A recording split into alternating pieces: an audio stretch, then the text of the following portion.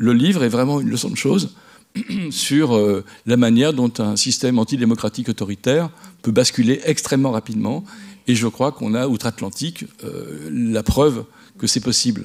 Et ce qui est intéressant aussi, c'est qu'on se rend compte qu'actuellement, on continue d'apprendre aux enfants dans les écoles que si Hitler est arrivé au pouvoir, c'est à cause de la crise économique. Et en permanence. Et c'est intéressant de voir, à travers ce livre, que ça ne suffit pas un contexte économique objectif, justement, et qu'il fallait quand même une bande d'irresponsables responsables, justement, de tout ce qui allait se passer, et qui faisaient leurs petits calculs de stratégie, et que tout ça était lié à une forme d'arrogance. Enfin, c'est très intéressant, en fait, ce qu'il dit de justement ces structures, et les gens, en fait, qui ont cru très fort qu'en fait, ils pourraient...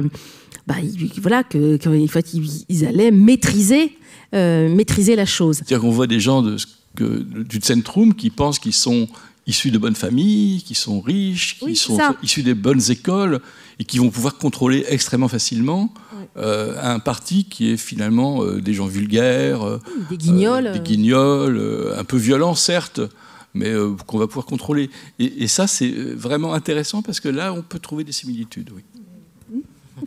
D'ailleurs, l'auteur liste un certain nombre de similitudes, et c'est assez stupéfiant. Une dissolution ratée, une seconde dissolution dangereuse, inepte vu le contexte de croissance de l'extrême droite, mais demandée par cette même extrême droite et accordée en gage de bonne volonté. Une défaite cuisante aux législatives, le refus de tenir compte des résultats des élections, la condamnation des extrêmes et la précision immédiate que certains sont plus extrêmes que d'autres, que ceux qui défendent la nation. Les valeurs et la propriété seront toujours préférables à la gauche. Un milliardaire mania des médias et habité par une mission de résurrection nationale qui bâtit un empire de presse et de cinéma, etc., etc.